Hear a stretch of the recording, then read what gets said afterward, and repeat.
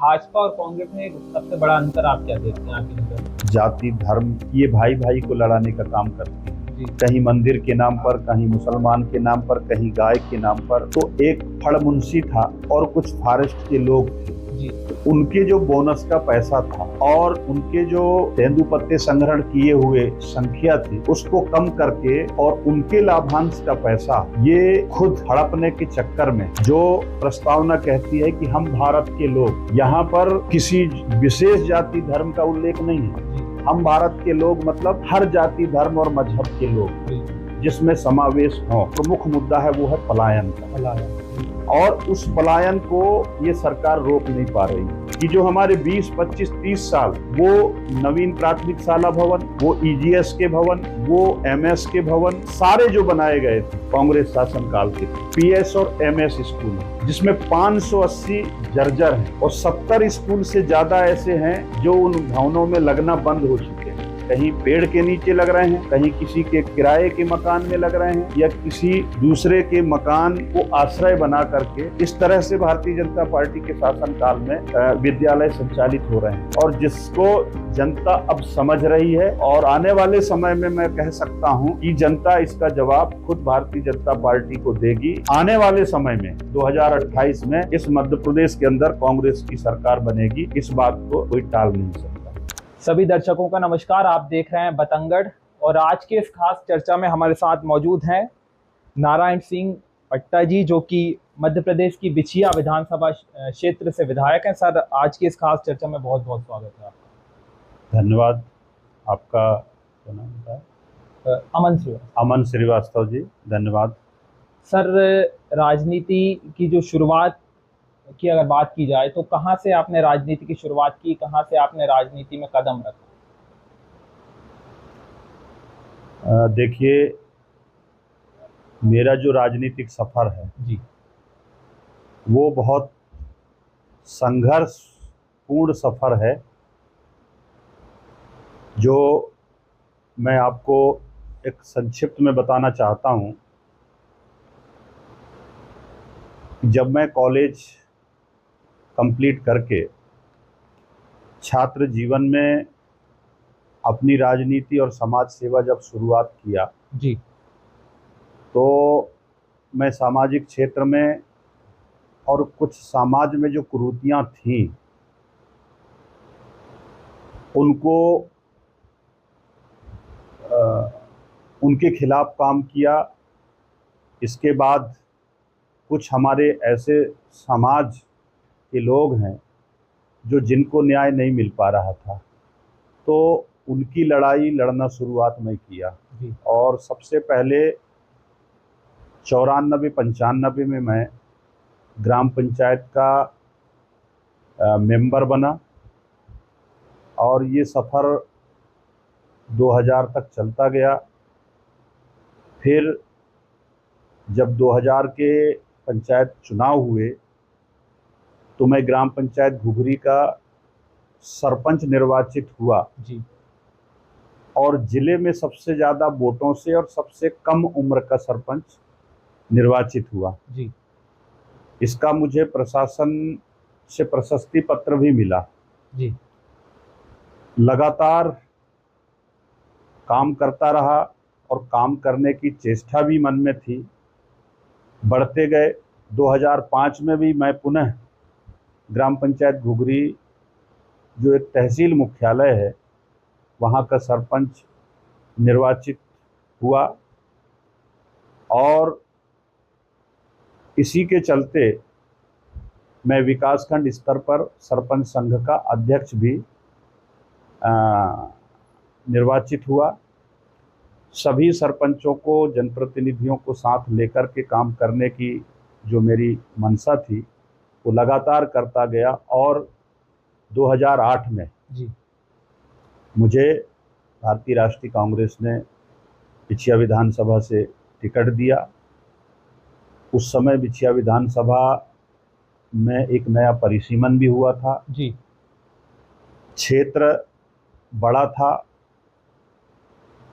और चूंकि एक सरपंच का दायरा एक सीमित होता है, फिर भी मैंने बड़ी उत्साह के साथ काम किया और कार्यकर्ताओं के पास गया और क्षेत्र की जनता ने जो मेरी समाज सेवा के क्षेत्र में, राजनीति के क्षेत्र में जो काम करने का तरीका था जी।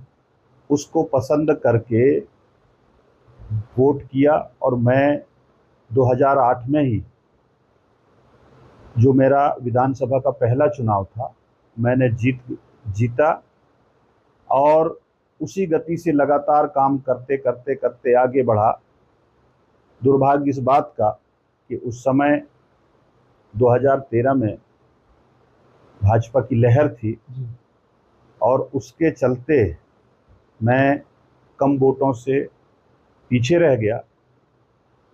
फिर निरंतर मैं पूरे 5 साल काम किया और 2018 में निर्वाचित हुआ और फिर मैं 2023 में भी निर्वाचित हुआ और आज भी मेरा वही निरंतरता समाज के प्रति, क्षेत्र के प्रति और जो लोगों की गंभीर समस्याएं हैं उन समस्याओं को अपने स्तर से हल कराने का प्रयास मैं हर संभव करता हूं और जहां पर अगर हल नहीं होती हैं जी। तो मैं शासन प्रशासन से संवाद करता हूं और ये प्रक्रिया मैं लगातार इसको अपनाया हुआ हूं, जो मैं अपने क्षेत्र में कंटिन्यू करता हूं।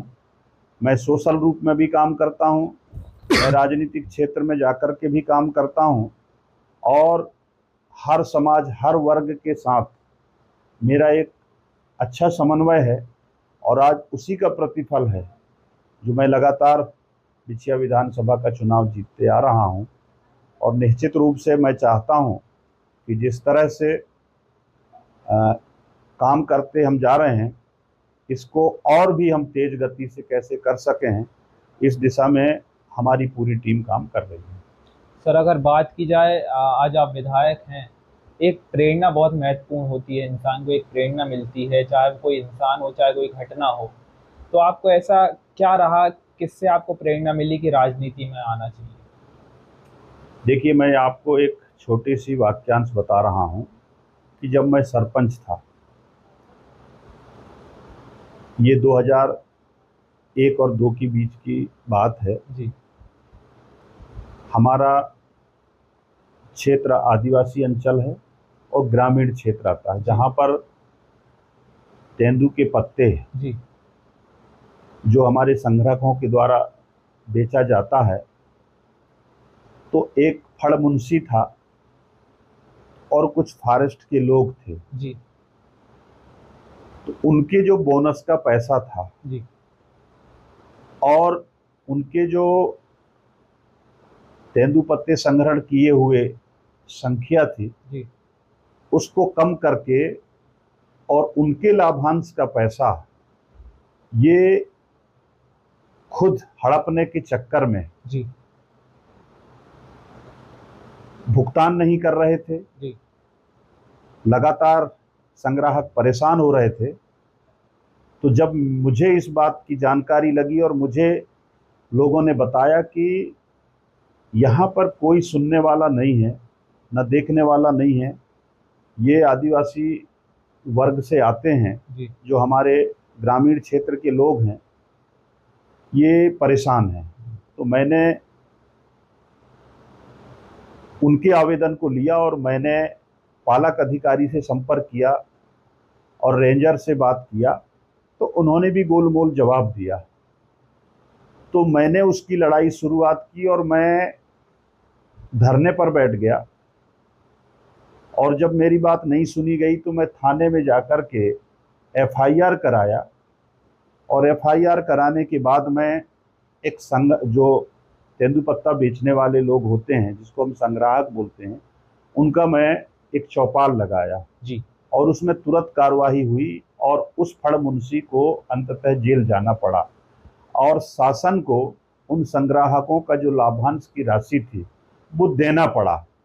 वहाँ से लोगों में विश्वास बढ़ा और उसी विश्वास के साथ मैंने संकल्प लिया और मेरे पिताजी जी जो ग्राम के मुकद्दम थे, कम पढ़े लिखे थे, लेकिन उन्होंने मुझे शिक्षा दी कि कोई भी व्यक्ति जब आपके पास आए जी तो आप सबसे पहले उसकी बात सुनना, जी उसकी दिल कभी मत दुखाना, बिल्कुल चाहे वो अच्छी बात करे या आपके खिलाफ बात करे, फिर भी उसकी बात सुनना।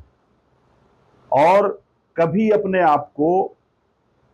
आप में अहम की भाव मत लाना जी और हमेशा छोटा बनकर के रहना। जी ये शिक्षा मेरे पिताजी ने मुझे दिया जी और आज मैं उनकी बातों को जब कभी भी ऐसे अवसर आता है तो मैं याद कर लेता हूँ और मैं बतौर एक आम नागरिक की तरह आज भी लोगों के बीच में रहता हूँ। मैं अपने आप कभी ये नहीं सोचता कि मैं एक विधायक हूँ। जनता ने मुझे जो जिम्मेदारी दी है मैं उसको किस तरह से निभाऊं, ये मेरे मन में हमेशा बात रहती है और मैं इसी बात को लेकर के लोगों के बीच में जाता रहता हूँ। सर, किसकी विचारधारा से प्रेरित होकर आप कांग्रेस पार्टी आपने ज्वाइन की, या फिर आप कांग्रेस पार्टी में आए? क्या आपको मतलब कांग्रेस में अच्छा लगा कि इस पार्टी में आकर राजनीति करनी चाहिए? देखिए, मैं मैं जब छात्र जीवन के बाद से शुरुआत किया तो मैं समाज में रह कर के सामाजिक काम शुरुआत किया और हमारी जिस समाज से मैं आता हूँ, जो हमारा एक आदिवासी समाज है, जी वो समाज एक बहुत ही विस्तृत, समृद्धशाली, संस्कृति और समरसता भरी समाज है। जी मैंने बहुत कुछ समाज से सीखा है और वहीं से मैंने संकल्प लिया जी कि सर्वधर्म समभाव वाली विचारधारा को हमें अंगीकार करना चाहिए, स्वीकार करना चाहिए। आज जिस तरह से हमारे देश का संविधान, जी जिसको बाबा साहब ने, पंडित जवाहरलाल नेहरू ने, महात्मा गांधी ने, सरदार पटेल ने और भी लोगों ने जो मिलकर के बनाया है, उसमें सभी की भागीदारी सुनिश्चित की गई है। सबको अपने हक और अधिकार की बातें संकलित की गई हैं। जो प्रस्तावना कहती है कि हम भारत के लोग, यहाँ पर किसी विशेष जाति धर्म का उल्लेख नहीं है। जी हम भारत के लोग मतलब हर जाति धर्म और मजहब के लोग बिल्कुल जिसमें समावेश हों। हम उस विचारधारा को पसंद किया और आज उस विचारधारा को लेकर के अगर कोई चलता है तो कांग्रेस पार्टी चलती है। और कांग्रेस पार्टी जो जाति धर्म से ऊपर उठ कर के सबके साथ सबके लेकर के चलने का जो विचारधारा है, हम उसको पसंद करते हैं। सर, अभी राज्य में भारतीय जनता पार्टी की सरकार है। अगर आपकी विधानसभा सीट की हम बात करें तो प्रमुख समस्याएं आपके क्षेत्र में अभी क्या हैं? देखिए, मंडला जिले का बिछिया विधानसभा जहां से मैं आता हूं, ये हमारा छत्तीसगढ़ की सीमा से लगा हुआ है और वनांचल क्षेत्र है। कान्हा नेशनल पार्क है। लगभग 60% जो वनांचल क्षेत्र है और ये बहुत संवेदनशील है, नक्सल प्रभावित हमारा क्षेत्र है। वहाँ पर हम लगातार सामाजिक, राजनीतिक, आर्थिक, ये सारे मुद्दों पर काम करते हैं। जहाँ पर जिस तरह का विषय आता है, हम उस विषय को लेकर के शासन और प्रशासन से बात करते हैं और कोशिश करते हैं जी कि इनका समाधान समय सीमा में निर्धारित हो, चाहे वो शिक्षा के क्षेत्र में हो, जी चाहे स्वास्थ्य के क्षेत्र में हो, चाहे रोजगार के क्षेत्र में हो। जी लेकिन जब से भारतीय जनता पार्टी की सरकार मध्य प्रदेश में है, तब से ये जो आदिवासी क्षेत्र हैं, जो हमारा अंचल कहलाता है, वहां से एक प्रमुख मुद्दा है, वो है पलायन का। पलायन, बिल्कुल। और उस पलायन को ये सरकार रोक नहीं पा रही है, जो हमारे लिए बहुत बड़ी चुनौती भी है, मुद्दा भी है।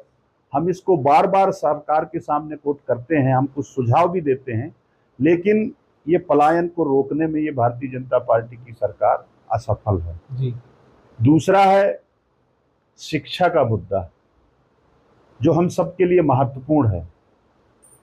मैं समझ पा रहा हूं कि जब कांग्रेस की गवर्नमेंट थी तो ग्रामीण क्षेत्रों में जो अंतिम छोर का व्यक्ति जहां निवास करता है, जिसको हम मजरे टोले कहते हैं, वहां पर ईजीएस स्कूल खोलने का कोई काम किया था तो वो कांग्रेस की सरकार ने किया था। और कांग्रेस की सरकार ने ये भी एक महत्वपूर्ण कदम उठाया था कि उसी गांव का कोई पढ़ा लिखा व्यक्ति अगर है तो वो वहां पर गुरुजी बनाया गया था, जो आज शिक्षक के रूप में संविलियन हो गया। जो शिक्षा के क्षेत्र में कांग्रेस की सरकार ने काम किया था, वो भारतीय जनता पार्टी की सरकार यहां पर फेल है। आज उसी का परिणाम है कि जो हमारे 20, 25, 30 साल वो नवीन प्राथमिक शाला भवन, वो ईजीएस के भवन, वो एमएस के भवन, सारे जो बनाए गए थे वो कांग्रेस शासनकाल के थे। आज इतने लंबा समय होने के बाद वो जर्जर हो गए हैं, कहीं पर स्कूलें नहीं लग पा रही हैं। जैसे आज मैं अपनी मंडला जिले की बात करता हूं, 1973 पीएस और एमएस स्कूल है, जिसमें 580 जर्जर हैं और 70 स्कूल से ज़्यादा ऐसे हैं जो उन भवनों में लगना बंद हो चुके हैं। कहीं पेड़ के नीचे लग रहे हैं, कहीं किसी के किराए के मकान में लग रहे हैं, या किसी दूसरे के मकान को आश्रय बना करके इस तरह से भारतीय जनता पार्टी के शासनकाल में विद्यालय संचालित हो रहे हैं।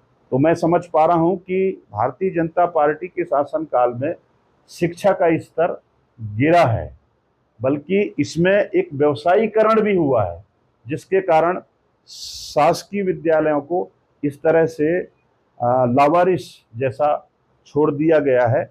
ये हमारे लिए प्रमुख मुद्दे हैं।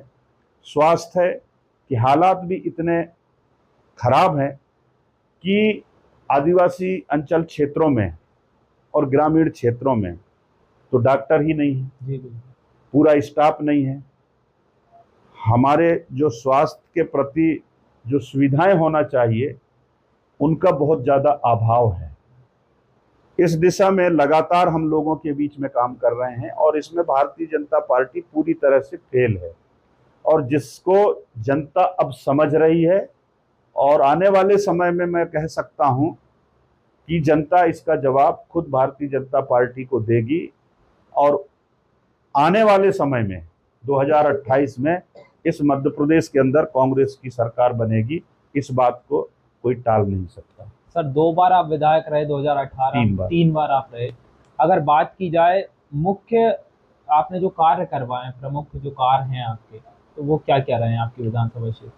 देखिए, हमने सबसे ज़्यादा शिक्षा के क्षेत्र में, स्वास्थ्य के क्षेत्र में, और जो मेरे विधानसभा क्षेत्र में जो कनेक्टिविटी की कमी थी, हमने उसको पूरा करने का प्रयास किया है।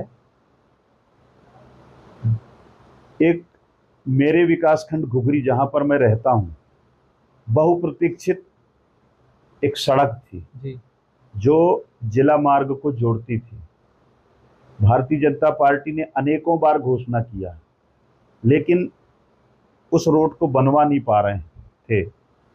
जैसे ही कांग्रेस की सरकार आई 2018 में, माननीय कमलनाथ जी मुख्यमंत्री बने, हमने उनसे अनुरोध किया और उन्होंने स्वीकृति दी। आज वो रोड बनकर के तैयार हो गया। वो मंडला से डिंडोरी और डिंडोरी से अमरकंटक और अमरकंटक से छत्तीसगढ़ को जो जोड़ने का काम करती है, ये हमारी बहुत बड़ी उपलब्धि है। और हमने जो अंतिम छोर में जो व्यक्ति रहता है, शासन की योजनाओं को हम उन तक पहुंचाने में जो निरंतर काम कर रहे हैं, ये हमारे सफलता के कारण है। सर, लोक स्वास्थ्य मंत्री नरेंद्र शिवाजी पटेल हैं जो भी, उनका कार्यकाल कैसा आपको समझ में आ रहा है? अभी आपके क्षेत्र में स्वास्थ्य की अगर बात की जाए तो कितना डॉक्टर्स वगैरह और कितना मतलब पहुंच रहा है अभी तक? नहीं, लोक स्वास्थ्य मंत्री तो राजेंद्र शुक्ल जी हैं। लोक स्वास्थ्य एवं चिकित्सा शिक्षा मंत्री जो हैं। अच्छा, जी। देखिए, मैंने जैसे कहा कि मैं लगातार 2008 से विकासखंड मुख्यालय घुघरी में महाविद्यालय की मांग कर रहा हूँ।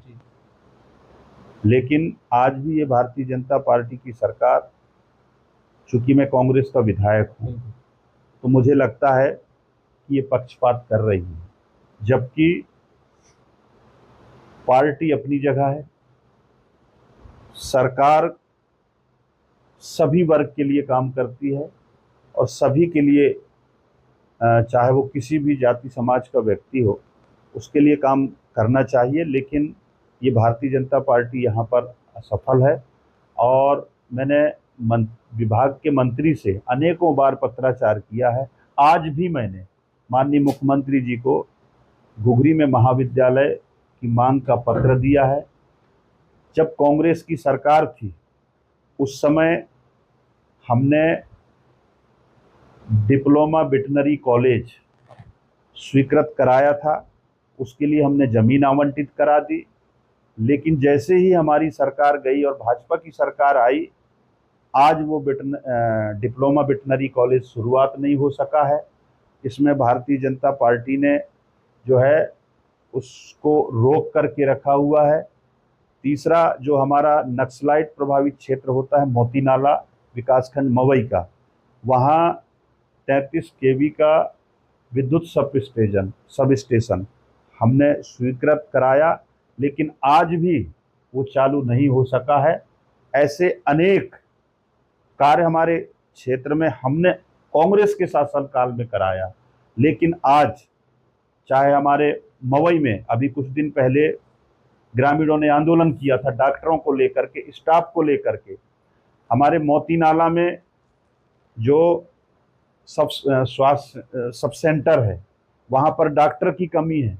उन डॉक्टरों की मांगों को लेकर के हमने विभाग को पत्र लिखा, मंत्री से हमने निवेदन किया, लेकिन आज भी वहाँ पर डॉक्टरों की सुविधा नहीं है। तो मैं ये नहीं समझ सकता हूँ कि हम इनके काम से, इनके विभाग के कार्रवाई से संतुष्ट हों। सर, अगर बात की जाए कांग्रेस से आप विधायक, एक बड़ा अंतर आपकी नज़र में मैं देखूं तो भाजपा और कांग्रेस में एक सबसे बड़ा अंतर आप क्या देखते हैं आपकी नज़र में? देखिए, जिस तरह कांग्रेस की विचारधारा जो समावेशी विचारधारा है, जाति धर्म से ऊपर उठ कर के हम काम करने वाले हैं, और भारतीय जनता पार्टी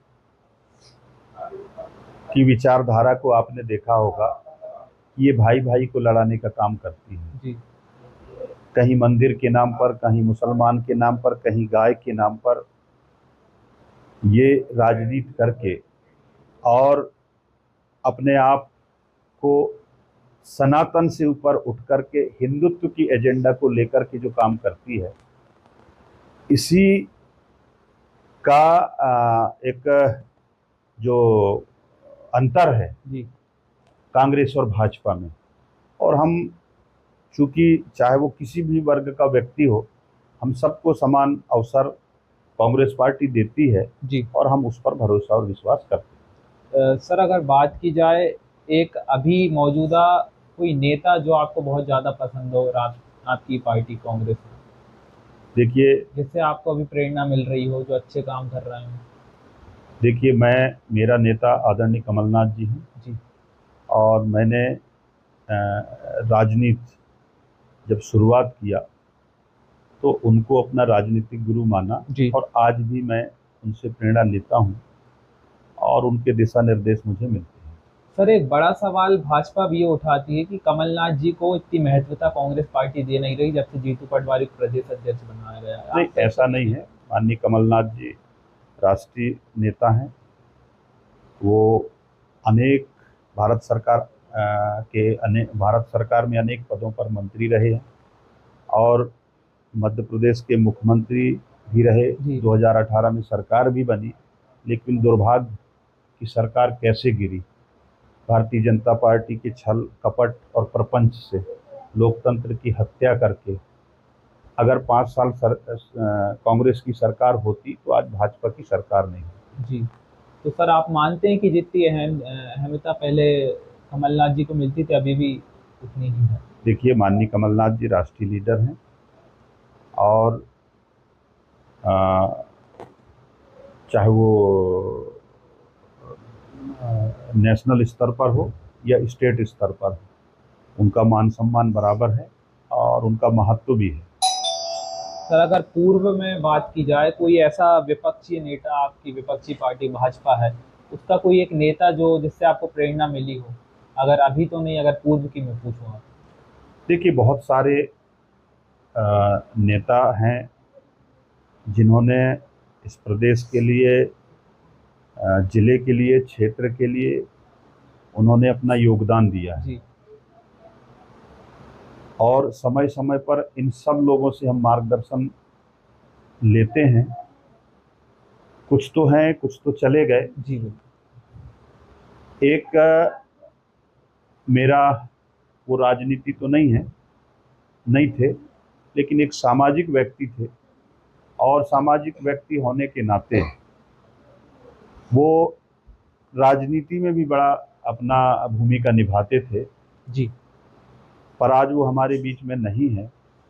मैं उनसे बहुत कुछ प्रेरणा लिया हूँ और उनसे सीखा भी हूँ और कभी कभी मैं उनकी बातों को याद कर लेता हूँ। जैसे मैंने कहा कि मेरे पिताजी ने जो बहुत कुछ मुझे जीवन जीने के लिए, एक कम पढ़े लिखे होने के बाद भी उन्होंने जो मुझे ज्ञान दिया, मुझे जो उन्होंने बातें कही, वो आज भी मैं उनको स्वीकार करता हूँ और मैं उनको धारण करके चलता हूँ। जी।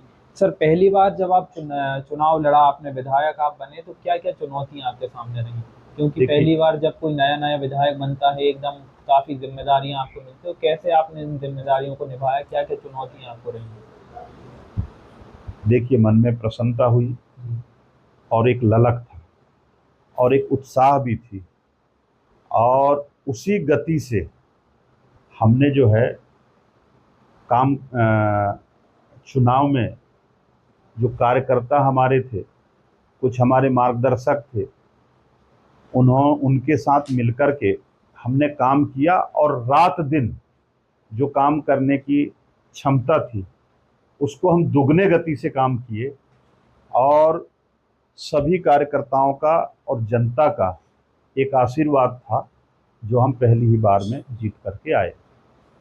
सर अब जो नए राजनीति में आ रहे हैं, युवा आ रहे हैं, वो थोड़ा डरते हैं राजनीति में आने के लिए कि कैसे राजनीति करेंगे, कैसा क्या होगा, तो उनके लिए आपका क्या संदेश? देखिए, डर का माहौल भारतीय जनता पार्टी पैदा करती है। आज का युवा पढ़ा लिखा है, वो हर चीज को समझता है और आज का युवा जवाब भी देने लगा है। और जिस तरह से भारतीय जनता पार्टी जो डर की भावना पैदा करती है, उससे भी आज का युवा समझने लगा है अब डरने की आवश्यकता नहीं है। सर कुछ छोटे प्रश्न हैं अंतिम में मेरे, अगर राजनीति में ना होते तो क्या क्या होते अभी आप? देखिए, ये तो इसका जो जवाब है वो गर्त में छुपा हुआ है। जी। लेकिन निश्चित रूप से कहीं ना कहीं समाज हित में काम किए हुए होते और आज भी हम राजनीति में आकर के सबसे पहले हमारा इससे ऊपर उठ करके समाज सेवा जो हमारी मुख्य लक्ष्य है। और अगर बात की जाए सर, जैसे राजनीति में आप हैं अभी, तो मेन अभी आपको क्या डर रहता है कि राजनीति में कोई डर रहता होगा आपके अंदर की? नहीं, जैसे मान लीजिए कहीं कोई पार्टी वजह से आपकी कहीं दुश्मनी वगैरह भी है, क्योंकि राजनीति में दुश्मनी काफी बढ़ जाती है, देखिए, उसको लेकर कुछ? आज भी ना मेरे कोई दुश्मन है और कल भी नहीं थे, और मैं समझता हूँ ईश्वर करे आने वाले समय में भी कोई दुश्मन ना हो। जी। पक्ष और विपक्ष ये दो पहलू हैं, क्रिया और प्रतिक्रिया होना स्वाभाविक है। मेरी सभी से मित्रता है, चाहे वो भाजपा का हो या अन्य दल का हो। जब हम राजनीतिक प्लेटफार्म पर होते हैं तो हमारा धर्म कहता है हम राजनीतिक विचारधारा से ऊपर उठ करके एक समावेशी विचारधारा पर विश्वास करते हैं। इसीलिए मैं नहीं समझता हूं कि मेरा कोई दुश्मन है। हो सकता है हमारे प्रतिद्वंदियों के मन में हमारे प्रति कोई उनके मन में सोच होगी, लेकिन मेरे मन में, चाहे वो मेरा प्रतिद्वंदी क्यों ना हो, मैं कभी गलत सोच नहीं रखता। सर, अंत में राजनीति के अलावा और क्या क्या आपको पसंद है, क्या क्या आप करते हैं हॉबी के तौर पे? देखिए, मैं सबसे पहले सामाजिक क्षेत्र में जब काम करता था तो हम लोग भजन कीर्तन और रामायण किया करते थे। मैंने सांस्कृतिक क्षेत्र में मेरा बढ़ चढ़ करके रुचि होती थी और मैं उसमें हिस्सा लेता था। हमारे आदिवासी समाज के जो सांस्कृतिक गतिविधियां हैं, मैं हमेशा उनमें उस समय में भी भाग लेता था और आज भी मैं भाग लेता हूं। और बल्कि अब चूंकि कोशिश हम ये करते हैं कि हमारी जो नई पीढ़ी है, जो हमारी रीति नीति परंपरा संस्कृति की कुछ चीज़ें हैं जो हमसे छूटते जा रही हैं, हम उनको पुनः जो है उकेरने का काम कर रहे हैं और नई पीढ़ी को एक दिशा देने के लिए प्रेरित करते हैं। जी सर, अंत में हमारे दर्शक हैं बतंगड़ के, तो उनके लिए आप क्या कहेंगे, क्या संदेश? मैं आपके चैनल को बहुत बहुत बधाई और शुभकामनाएं देता हूं। और ये जो चैनल का नाम है बतंगड़, निश्चित रूप से चूंकि मीडिया इस लोकतंत्र का चौथा स्तंभ है, जितने ज़्यादा अंतिम छोर में रहने वाले व्यक्ति तक पहुंचेगा जी। उतनी गहराई से कुछ बातों को, समस्याओं को निकाल करके लाएगी और वो समाज के सामने रखेगी, तो उससे एक समाज को आईना दिखाने का जो काम हमारा बतंगड़ चैनल करेगा और उससे लोगों को दिशा भी मिलेगी जी। उसके लिए मैं बतंगड़ चैनल को बहुत बहुत बधाई और शुभकामनाएं देता हूं। और आने वाले समय में उत्तरोत्तर प्रगति की ओर बढ़े, इसके बहुत सारे व्यूज और प्रशंसक और समर्थक दिनों दिन जो है बढ़ते रहें, यही हमारी शुभकामनाएं है। सर, आज की इस खास चर्चा में जुड़ने के लिए बहुत बहुत शुक्रिया, बहुत बहुत धन्यवाद।